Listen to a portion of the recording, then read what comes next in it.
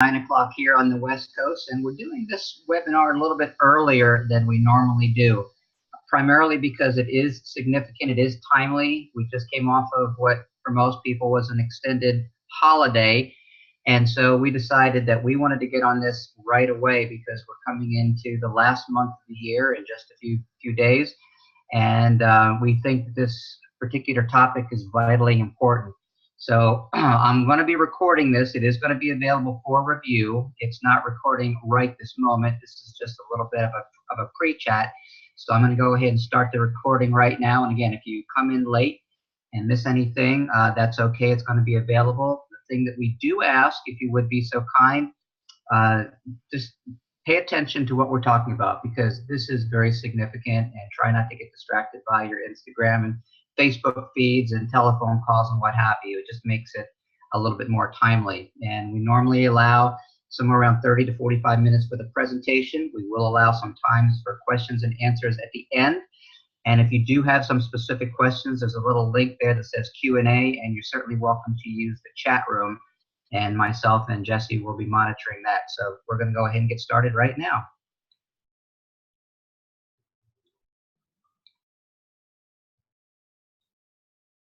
Well, hello everyone, and welcome to the VapeMentors presentation of challenges in the vape space. We are partnering up with a company called IntelliCheck, which we will let you know about in just a few moments. But for those of you who are new to the VapeMentors family, we welcome you. We have been around for almost 6 years now, and we are consultants and educational providers and writers. And what we are is that we are supporters of the industry. As a lifelong entrepreneur myself, along with Jesse Plotz, who's my partner, we always seek out people and companies that we think provide great value to the industry. And there's a lot of great value out there, along with a lot of fluff out there. And we're going to talk about this age verification process, because this is a huge, huge red flag. We cannot stress that enough. This is not a chicken is falling type of thing. This is not an over-exaggeration. This is the biggest issue right now with the FDA because of Juul and because of children, and we're going to get to that in just a moment. I'm going to introduce my associate here in just a few moments as well, but I'm going to go ahead and continue onward and just talk about what is going on in the vaping industry. For those of you who have been around for a while, you know that the deeming regulations is the line in the sand. Hard to believe it's been, 2.5 years almost since the deeming regulations took over, and pretty much squashed innovation. It basically changed the game. And one of the big things is that they specifically targeted what they call stricter age verification. And their line is 27 years of age or younger. You could look 40, it really doesn't matter. If they think that you are under 27, they will ask you for an ID. And in some states, the age to vape is 18. Here in California, that's where it is. So there is a distinction between state regulations and federal regulations. And that's why what we're going to be talking about today, this morning, is very specific to the large scene, which is, of course, the deemings, and also very specific to the individual states that have different age requirements. So here's what's been going on. And unless you have had your head buried in the sand for a long time, you all know about the whole Juul debacle. And Juul is a company that came out of, I'm not going to say nowhere, but they came out of a fairly obscure place with their small little vaporizer devices and their very discreet ways of vaping. And they use nicotine salts, which if you've been to a vape show at all in the last year or so, you know that nicotine salts is one of the most significant trends to be going on. And the problem with nic salts is that they have a very high concentration of nicotine.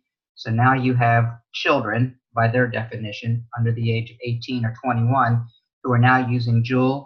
And unfortunately, because of the high nicotine concentration, it is getting these younger people more or less addicted to tobacco and to nicotine. So here's the challenge we have, is that the FDA has literally throwing out the baby with the bathwater, and they are making sure to their abilities that the kids don't have access to devices like this.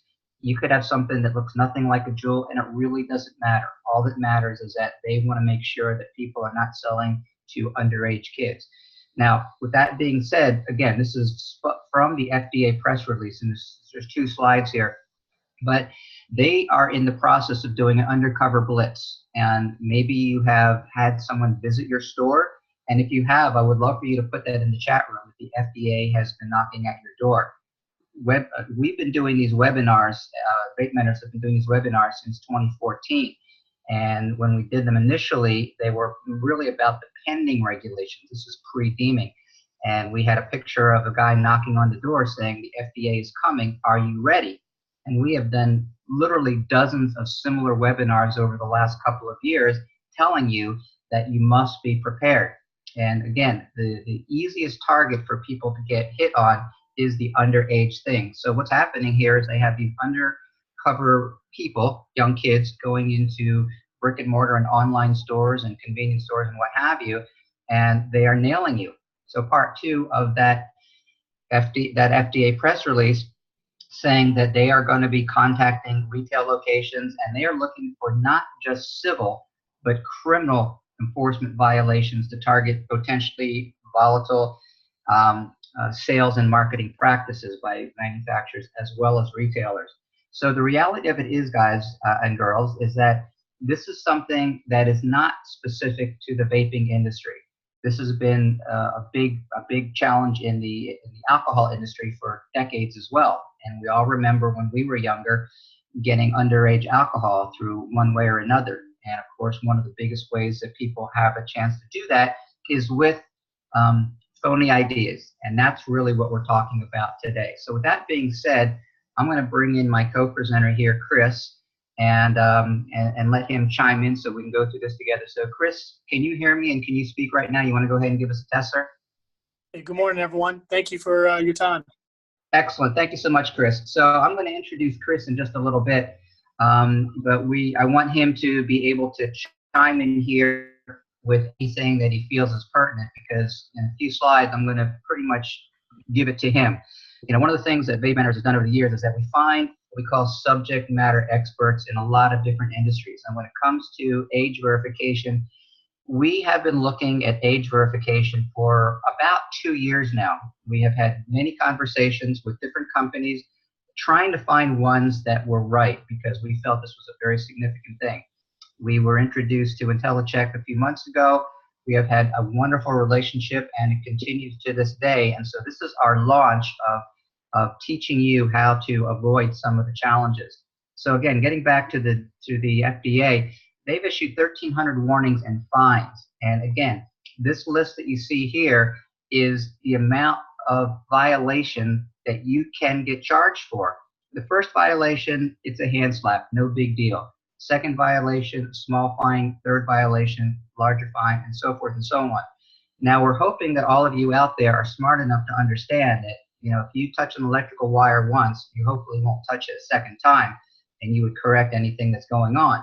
But the problem we have in the vaping industry is there is a lot of turnover. There is a lot of inexperienced salespeople there working for retail shops, maybe for years, and they might not understand the significance of this. So it's real important that you share this presentation with all of your employees so that they know it's not just you being a pain in the neck or being overly, you know, cautious. This is something that you as a shop owner and they as a shop employee must be very on top of. So again, if you have more than a certain amount of violation, they can actually remove your license to sell. And again, if you look at the paragraph underneath that chart, it says retailers cannot sell tobacco products during that period. So that would really put you out of business unless you sell strictly no nicotine type products. And again, in red at the bottom, this is not just a federal issue. This is a state issue. In some cases, it's a county issue, and certainly a city issue as well, because there's certain cities in the United States that have different age verification than the actual state itself. So maybe you were in one of those states, so you probably know all about that. And if you don't, you certainly should. So with that being the case, let me introduce Chris Meyer with IntelliCheck. And Chris, before we get started on the actual presentation, I'd like for you to give us a little bit of an overview of you and especially the company. And of course, we're going to go more into this in just a few moments when we talk more about IntelliCheck. But tell us about, what IntelliCheck, where you guys came from, and what you see today versus what used to be the case before technology was so significant?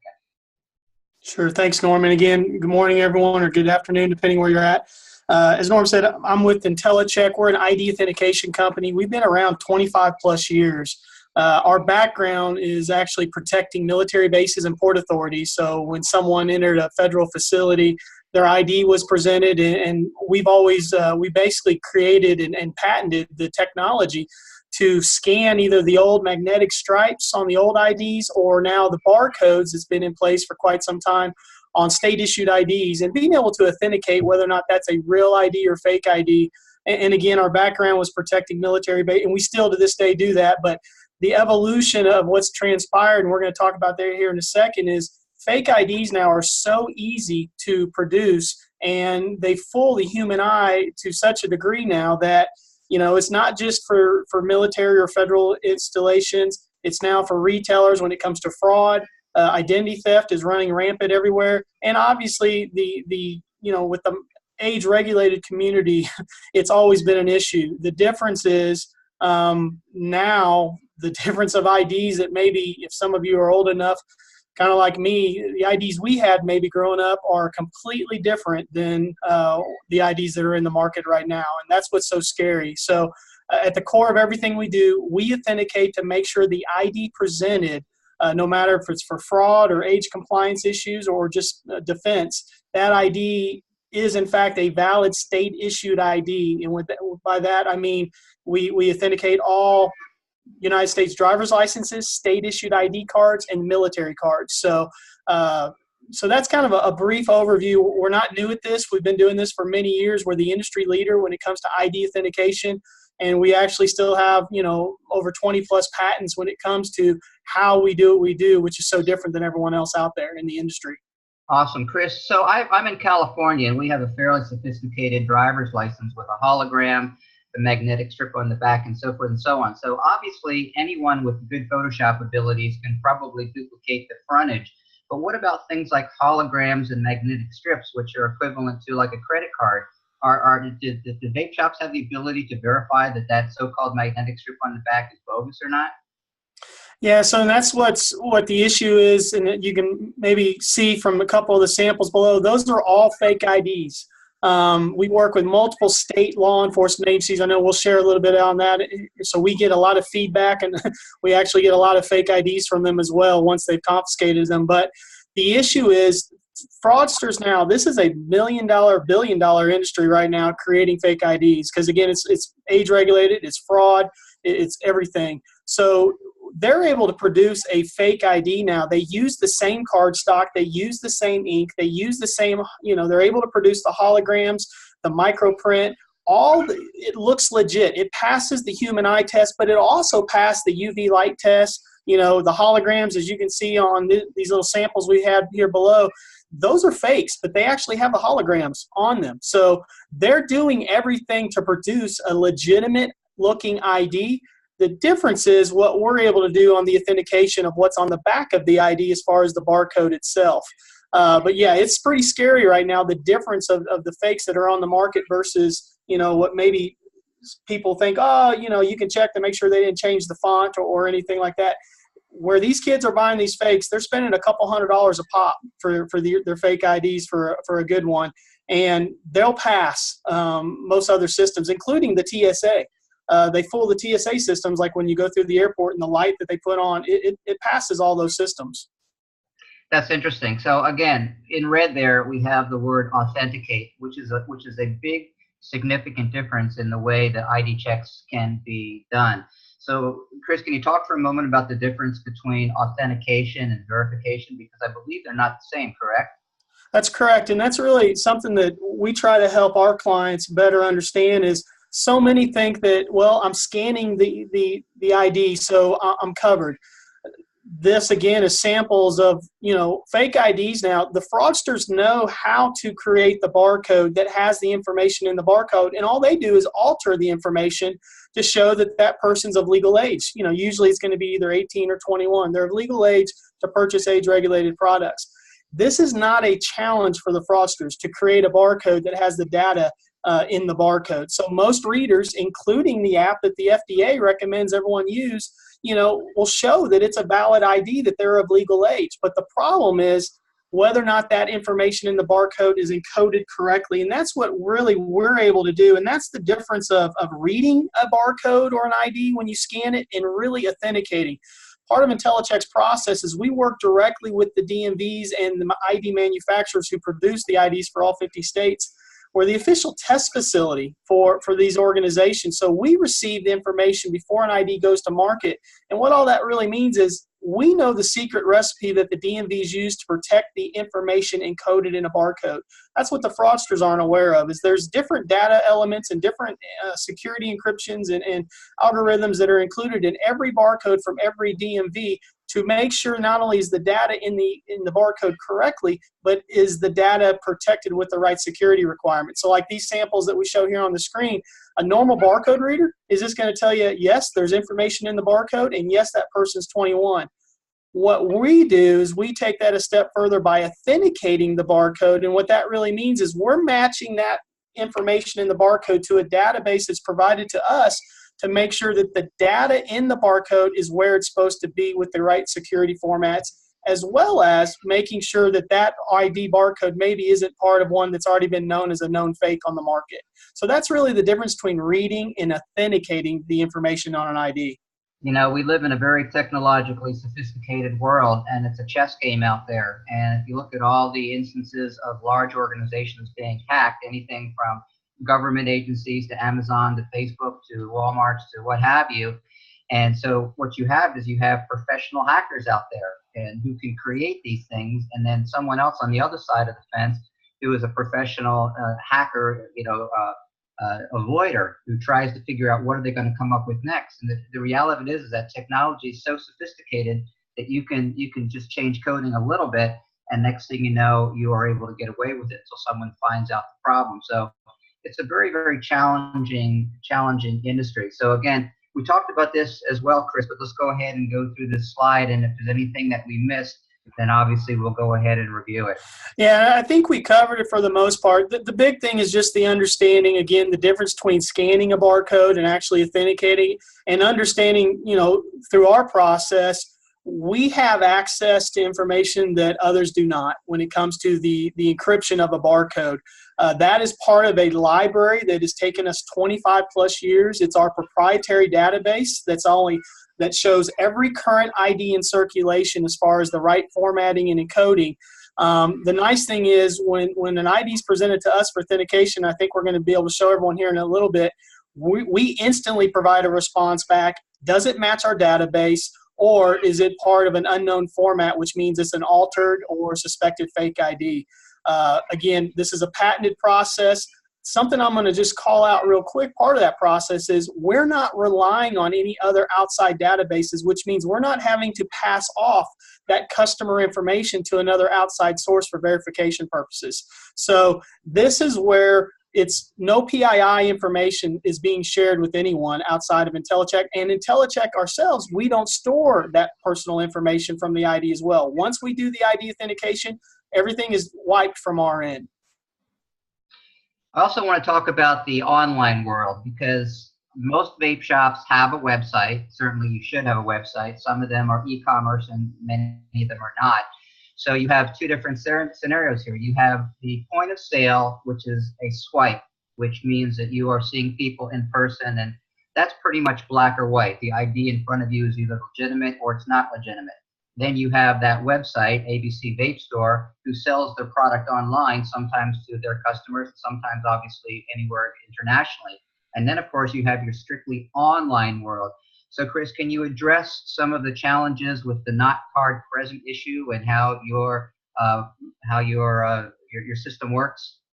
Yeah, thanks. So where we've played always is being able, when someone walks in front of you, like you said, in the brick and mortar location, they're standing there. You have the opportunity to ask them for their ID. Obviously, we have the ability either through point of sale integration or just a mobile application that we'll show here in a second to be able to quickly take their IDs, part of the verification process, scan the ID and see the results back. But where we heard from our clients is, okay, so much is happening with online e-commerce, specifically in this industry. And this is really where we got started with this. So being able to, hey, we need to sell something online. We need to be able to authenticate they're who they say they are and they're of legal age at the same time. What we can provide now is either through online e-commerce integration where you can integrate this into your existing website, or we can provide a customer portal for your employees to send out a request to where really it allows the customer, it sends them a text message, it allows the customer to upload a photo of the front and back of their ID, and we're able to do the same authentication process if that person was standing right in front of you. So we understand what's happening in today's world, especially with e-commerce and the challenges of age verification and ID authentication, and this is where we've come up with a solution that's quite honestly has taken the industry by storm. Our online e-commerce side is becoming one of the fastest growing solutions that we have right now, just because once retailers see how we can prevent the risk of fines and verification that someone's of legal age and they're who they say they are inside their brick and mortar, well, what happens is kids aren't going to try to come in your store to do that any longer because they know you're going to scan their ID and it's going to get caught. But what they will try to do is go online and have you ship it to them. This is where we can provide the same assurance and the same verification system as well. Excellent, excellent. All right, so we're going to go through a little software demonstration, and mind you, this is not a deep dive, guys. This is strictly an overview of 1, the challenges of the industry, 2, the potential solutions out there, 3, the potential risk of violations that you're going to run into if you do not pay attention to us, and of course, here we're going to be offering you an overview of what IntelliJect is all about. For those of you who do want to participate in this, we're going to be obviously offering you a special incentive to those of you who are on this webinar, and we can do a much deeper dive when we do that, because again, this is going to be recorded. You're welcome to review this and share it to anyone and as often as you wish. And then after we have people signing up, we're going to be doing webinars, a group webinar that kind of teaches everyone how to do the card present verifications as well as the online presence as well. So Chris, let's talk about some of these warnings that will show up. So if you incorporate a scanner, and what happens is that scanner connects to your computer screen, and these are the potential screens that come up. Well, these screenshots right here are for what's our most frequently used and easiest to deploy solution is our mobile application. We have a mobile app that is for either an Android or an iOS device, and most retailers, especially in the age-regulated space, are going to be using either an iPod or an iPad. Most already are running something on their point-of-sale system because it happens to be an iPad, but it's a mobile app. So it's a simple app that you install just like any other application. What the app does is when you go to press to scan the ID, these are samples of the 3 results that are going to come up. Basically, a green shows that, hey, everything in that barcode matches our database according to that state. So in this example, it's Colorado. So we have specific information from Colorado DMV of what that barcode information is supposed to be. So we're able to tell and confirm, does that barcode match the records? And then from there, if you notice, we're also able to take the date of birth that's encoded in the barcode and tell you, as of today, is that person of legal age for whatever product it may be. You know, it can be alcohol, it can be tobacco, you can make up an age. Those are customizable too, depending on the individual state law of what that age requirement is. So green means everything is correct in the barcode. As you can see, we return the information on the screen that's in the barcode, so you can make sure that the information in the barcode matches what's printed on the front of the ID. Really what our software does is it allows your people who are, ringing up merchandise and they're responsible for checking an ID. We're taking the guesswork out of their hands of whether or not this is a real ID or fake ID, because maybe they've never seen an ID from North Carolina or Washington State. They no longer have to open up the books of the DMVs provide, and say, hey, what's this supposed to look like? We let them know that. All they need to do now is make sure the ID matches the person standing in front of them and that the data in the barcode matches what's printed on the front of the ID, because there are some fakes in the market where they're using a once good barcode and put it on the back of someone else's ID. So green means you're good. The barcode's been authenticated. Now just make sure the person matches it. Yellow does not mean it's a fake ID. It just means that based on the expiration date encoded in the barcode on the back of the ID, we're saying that it's an expired ID. pretty much everywhere, you shouldn't accept an expired ID as a valid form of ID, especially for age-regulated products. Red is the alert. Red is basically saying there's something wrong with that barcode. Either something's been altered in the barcode, different from what the DMV provides us in our database, or that barcode is specifically is a known fake that's on the market. So really, this is all done in a matter of seconds. You scan the barcode, you get a response in less than a second, and your associate or your employee knows, hey, green means I'm good. Now just make sure the information matches. Yellow or red means they should stop with the transaction because obviously there's a reason why they shouldn't continue. So it's a very easy system. Now for the computer or the PC, we have the ability to have software connected to a computer, and then you have to have a scanner connected to your computer, and then we provide different screen results kind of like this. But for the most part, the easiest way and quickest way to deploy and the most cost-effective is just from a simple app that we provide. And then we, like I said, we can also provide the same through an online e-commerce as well. Awesome. So Chris, I have a couple of questions, and I haven't even been checking the chat room. We're going to get that. So maybe some of these questions are in people's minds right now. So two things. One is you get a red alert, which means that there's something about this ID that is not good. Do you recommend that they grab it and hold on to it? That's question number one. And the second question is that, when it's a comment and a question. So in the world of protecting yourself, there's different levels of paranoia. And obviously you can be just plain naive and ignorant and not do any checking at all. Or you can check ID that looks good and find out that maybe it's not so good after all. So, there is potentiality that someone uses your system or any other system and later on finds out that they sold to someone underage, even though everything looked good. Is there any liability in your experience that people should have to be worried about? Or is if you tried to do everything that you possibly could and it happened, that they will give you some leniency? Yeah, those are great questions. And the first one, just regarding, can you take the ID? That really is going to depend on the state and city law. There are different laws in every state and even on cities and counties of what you can and cannot do. Some, the law is they want you to take the ID and then turn it into law enforcement. Other states have laws where you're just supposed to give it back to them and tell them, I'm sorry, I can't accept this ID and I can't continue with the transaction. So really the recommendation is for everyone to check to see what are the laws in your state and your city to make sure that you're not going against the law. Now, it is legal in every single state for you to scan the ID to make sure that person's of legal age and they're who they say they are. That's not an issue. The issue is what do you do with that ID afterwards. So again, check with depending on your location and where you're at of what those laws are. We have customers that they're in, where it applies to both. So it just really depends. The second one is the difference between, scanning and authenticating it and then just taking a look at it. This is where the law is really changing. And I can speak to this with a little bit of expertise just because we have about 18 different state liquor tobacco enforcement agencies are now using this same application. So they're using this because now they can walk into a location instead of having to call an ID into dispatch, which takes 10 to 15 minutes sometimes to get a response. They can see quickly, is it a real ID or fake ID, and is this person of legal age? I only say that because if you can show that you've done everything in your power to make sure the ID is valid, including using an application that most state law enforcement agencies are now using, you've done your due diligence. And that's what every state law will say. Again, depending where you're at, you have to check the different laws. But most states right now, as long as you've done what you need to do and everything you can do to verify that person is of legal age, and there's even some cities and states right now who are now requiring some form of ID scanning because they know what's hitting the market with these fake IDs that are so hard to detect just by looking at them.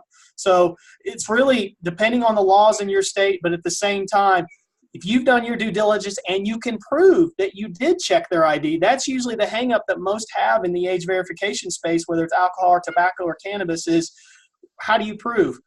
Through our application, while we don't store anything on our end, we allow the admin to have a section of the app that's password protected, so just not anyone can go in, but it allows you to keep the history. So if law enforcement comes in and says, hey, did you check this person's ID 2 days ago on this sale? You can come back and say, yep, and here's the result, and here it showed it was good, and it showed their legal age. Awesome. Well, as you can tell, ladies and gentlemen, we got someone who really understands the industry. And again, the company's been doing this for 25 plus years before vaping was ever even known about. And they have experience in military and financial institutions as well as the alcohol industry. So, again, protect yourself and make sure that you are doing the right thing. So again, we've probably gone through this very already, but just kind of very quickly talk about what makes you different than some of the other organizations out there. Sure, and I'll sum it up with just a couple things. We've been doing it 25 years. We're the only ones that authenticate an ID. We authenticate every state-issued ID that's currently in circulation. There's over 250 unique driver's license formats from all 50 states right now. And we provide a detailed audit log. Beyond not storing your customer information on our end, some of our competitors, while they don't authenticate, they're just telling you what's in the ID. They're also keeping that information, and they're using that, as part of their authentication process, they say. And that's what's, no one wants to know their information is being kept by someone else, especially floating around out there on the web. Our software is a service subscription. We'll get into that here in just a little bit, but it includes unlimited scans. So basically, it's a simple flat monthly fee. And the biggest thing is we provide a 99% accuracy of catching every fake ID on the market. It is a constant cat and mouse game. This isn't the only space we're in when it comes to age regulation. We also work with, large banks and large retailers for fraud purposes, but we are constantly monitoring and making sure that there's not a new fake on the market that maybe, somehow they're getting by. We work directly with the DMVs and the ID manufacturers. So all that to say, when it comes to really being able to authenticate an ID quickly without using expensive equipment, no one does what we do. For those of you who have been fans and followers and supporters of VapeMentors over the years, you know that we've done a lot of educational programs, and liability protection has been huge. We've been working with Calco Insurance since probably 2014, and we recently did our Vape Shop certification program, which is a 6-part overview. And one of the specific modules is about liability protection. And of course, we talk about insurance. And of course, every vape shop owner cringes when they get their insurance bill because it's very, very expensive, and it's really about CYA. But yet when it comes to protecting yourself against something that is, I'm going to call it a more likely scenario, this is probably a more affordable alternative. The likelihood of you having to call your insurance company in to protect you in the event of a fire or a blow up or something, or a slip and fall or anything on those lines, probably very, very low. But the likelihood of you selling to someone who is underage if you don't do something is probably very, very high. Now, the likelihood of getting caught, that's a different story. But again, in this world, I found out after many decades of entrepreneurship is that you want to avoid those problems before they become legitimate. And here again is some of the organizations that uses your program. We've talked about briefly, Chris, but is there any particular ones that you'd like to point out? Just if I can, I'm going to go back to what you just mentioned because it's a great point as well. One of the things that we are now discovering, just because we work with so many, now have discount programs. We've actually created some partnership programs with some of the large providers that now, if their clients are using some sort of age verification system like ours, you will get a pretty hefty premium discount, which some have told us almost equals what our subscription is, if not even more. So what you mentioned was very important, because I would even encourage some to check with their insurance providers, because many out there now are saying, hey, if you can prove that you're doing something beyond just looking at the ID, we're going to give you discounts off your insurance as well.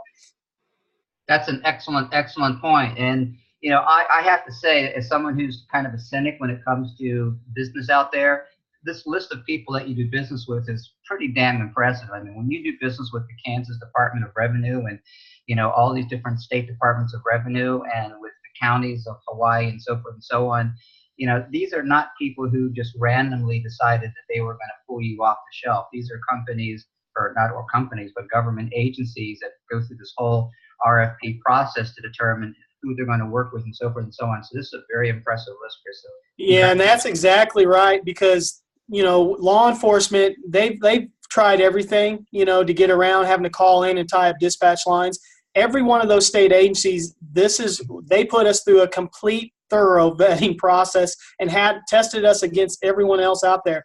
To an agency, and that's why they're doing business with us now and trust us, is they've all said, you're the only one that caught every fake ID that we threw at it. The others just don't have as high of a success rate. All right, so when I saw this particular screen that Chris so brilliantly put together, I was shocked. So 4% of all the IDs out there are bogus in the That's the average, and I know it sounds hard to believe, but that's just the average when it comes to age-regulated space.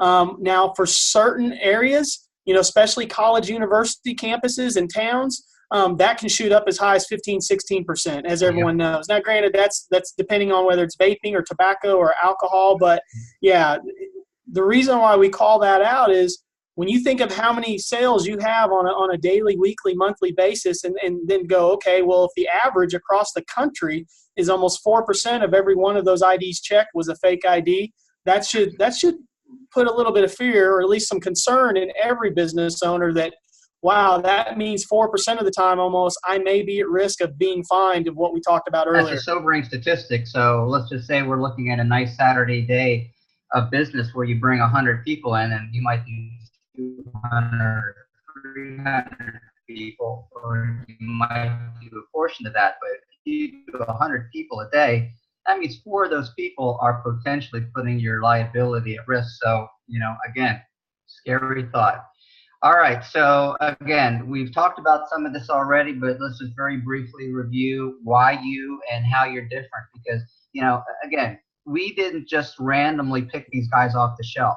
For those of you again who've been followers of VapeMentors, we support certain legal organizations and certain POS systems and certain insurance companies, and all these people have been vetted by us. To the point of where we're not vetting them like a state would, but we're vetting to the point of where these people know what they're talking about, because our reputation as a consulting company, as a we actually were teaming up with someone who was relatively new in this industry, even though introduced to IntelliCheck. It's like, damn, this is exactly what we were looking for. So with that being said, that's my stamp for my friend. So kudos to you, because again, I don't just randomly put that out because, I'm not going to risk my reputation after almost 6 years in the industry on someone who is going to sully our reputation.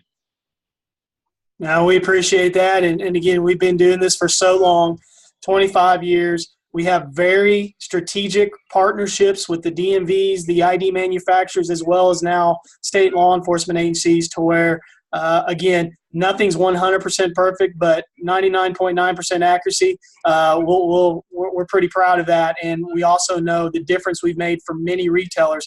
That picture in the slide before, that was one retailer from one weekend of scanning IDs, the first weekend they had our system. Wow. And they were able to, I've had retailers, depending on where they're at, as many as a couple hundred fakes, especially in college campus areas. And that's the concern right now, is in this industry specifically, kids are trying everything they can, because this is why the FDA is cracking down so hard. But, knowing that we have something in place that can protect, kids, but also protect retailers from those fines and losing their hard-earned business, that's what we're passionate about. So, Chris, I want to focus on something in that second bullet point. And for those of you who are near the Canadian or the Mexican border, so your system will protect you from out-of-country, non-USA, with some degree of accuracy as well?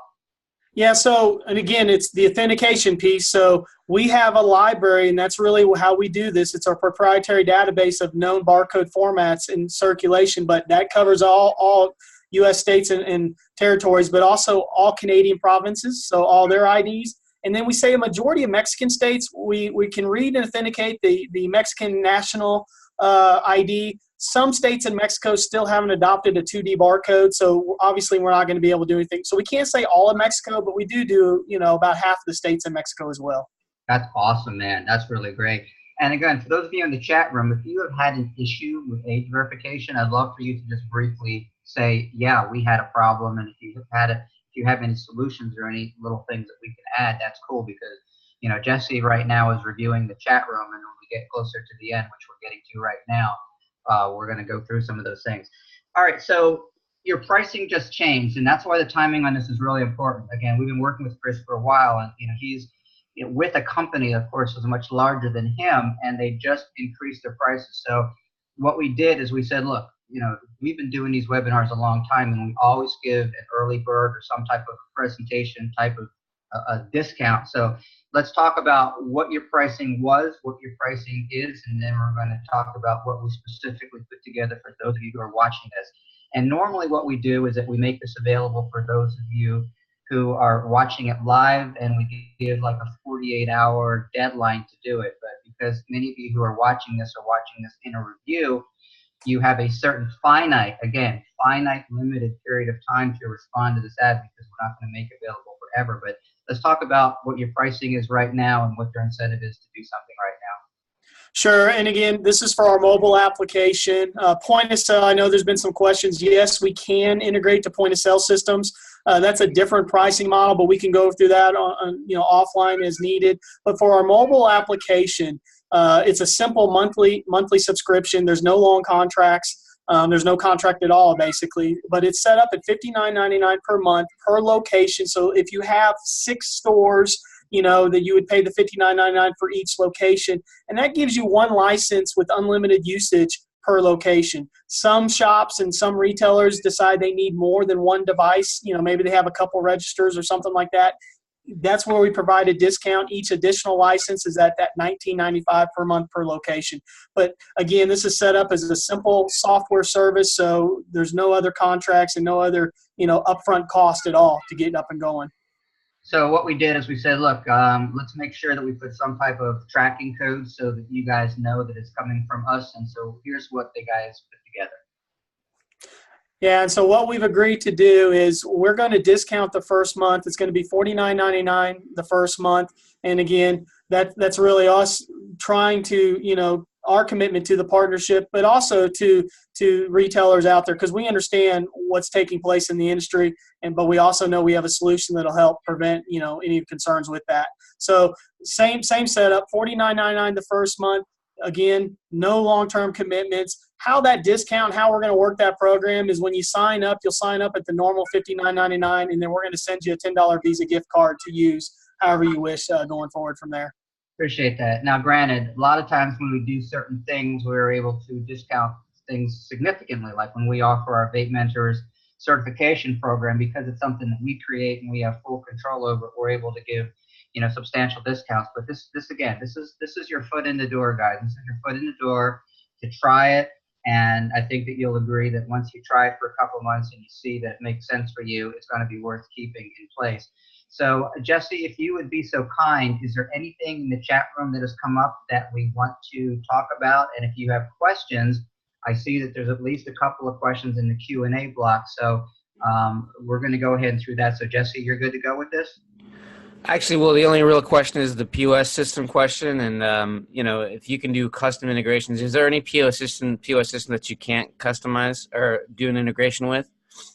Yeah, great question. And without getting too technical, as long as the point of sale system can do an API call, which is just an outbound web service call, we can integrate. So we don't have restrictions. It's just usually going to be sometimes the point of sale system to make sure it can do that outbound web service call. The only other caveat is that the point of sale system has to have an ability to capture the barcode. Again, there's point of sale systems that are now, basically on an iPad. The nice thing about those is, you can use the iPad camera to just like our mobile app does. But if it's a normal point of sale system, then you just have to have some sort of scanner. Some of those can even be the scanners that you're using to ring up your merchandise, as long as it can read a 2D barcode. Okay. And so, it sounds like any modern or, reasonably technologically advanced POS system can pretty much handle the API call, which is something that you can talk with people individually with. So, Jesse, hope that answers your question. And then Patty's asking, can the mobile app be used on the employees' phones? I guess the question is how many different, phones can have the app, or what do you recommend? Is it just one app for one phone, one device per store, or? Yeah, so that the way our pricing's set up, as again, it's the monthly subscription that includes one license, which is one device to have the mobile app on it. If you need it on additional devices, again, let's say you have 2 or 3 devices that you want to have, maybe a manager or so on. We offer a discounted rate. That's what we've agreed to do. Now, with that being said, as far as putting on employee phones, I would caution against that, just because that employee then always has to be there to be able to make sure you can scan an ID. Now, if that's the case, then sure, we don't any restrictions on what device it goes on, but sometimes you just need to think through the process of, okay, whatever phone I'm paying for to have it on, will that phone always be available?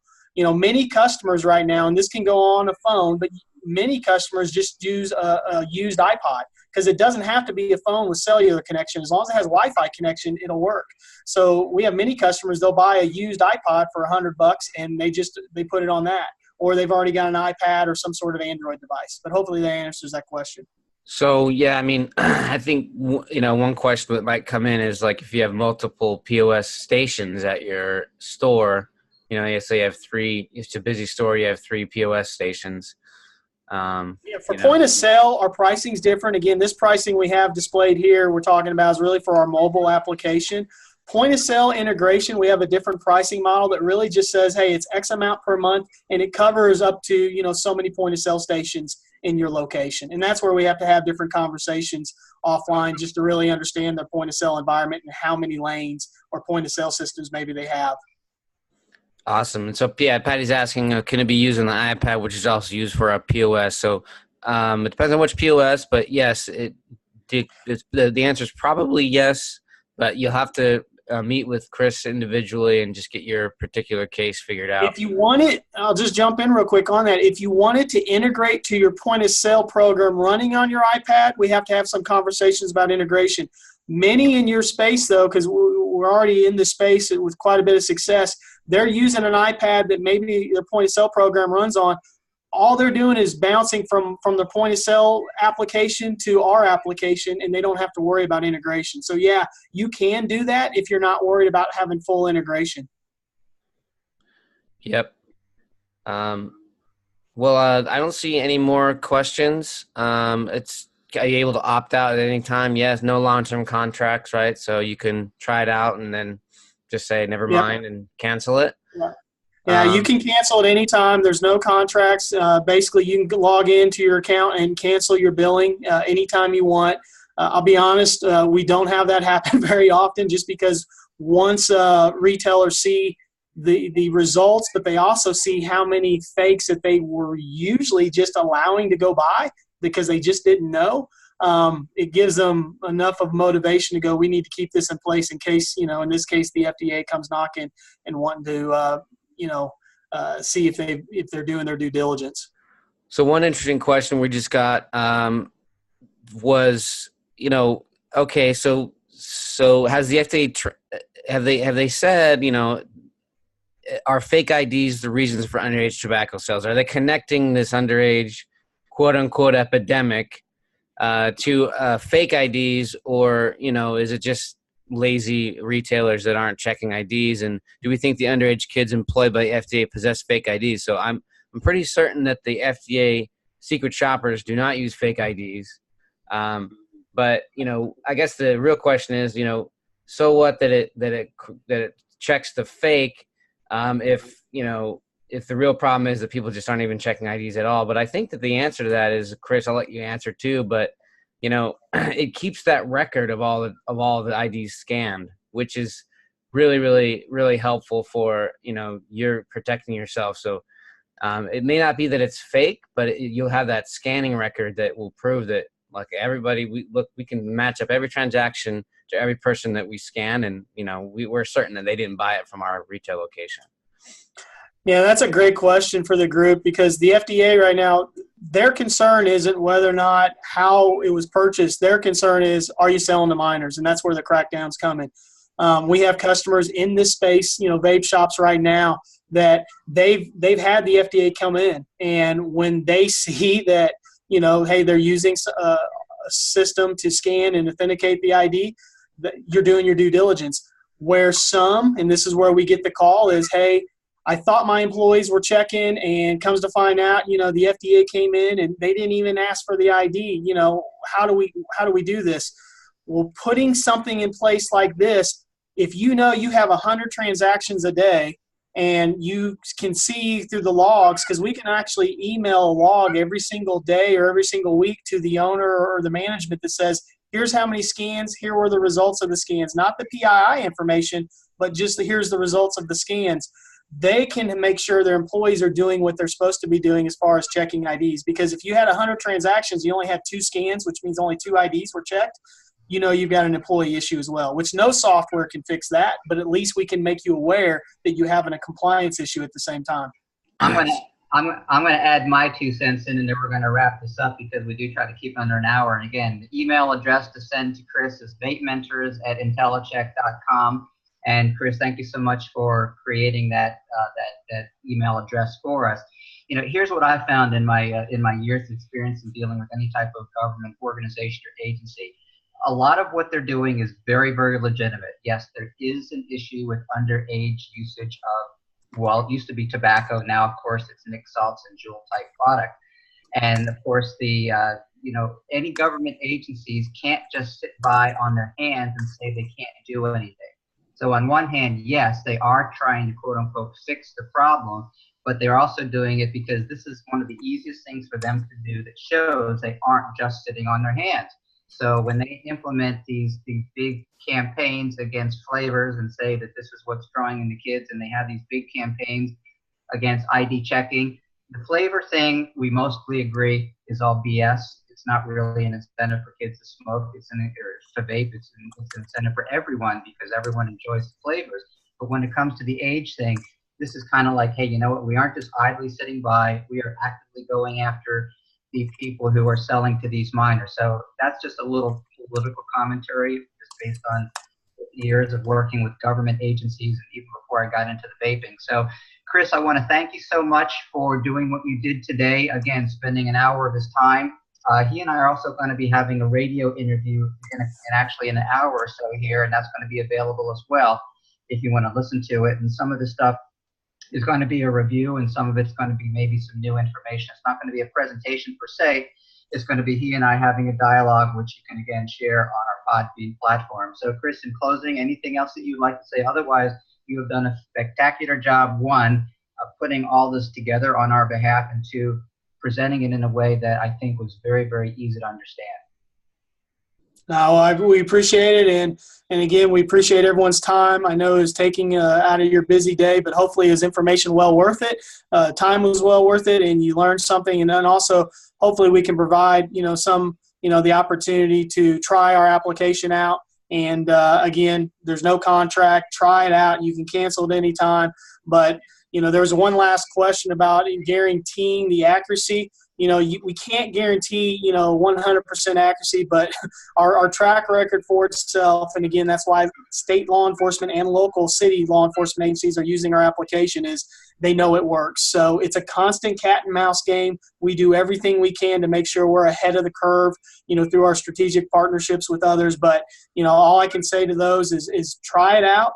I'm even going as far as saying, if you try it out and after a couple of days you go, no, this isn't for us, we're willing to refund everything back. But we've just never had that be an issue. So again, if you have any questions, please give me an email, especially regarding point of sale integration or just maybe how to sign up and try out for the service. But we appreciate the opportunity and look forward to talking to everyone again soon. Excellent. And as always, we also always offer a copy of this presentation. It's going to be obviously available as a link, but also if you want a PDF with all the slides that you can review at your own leisure, just go ahead and send either Jesse or myself an email.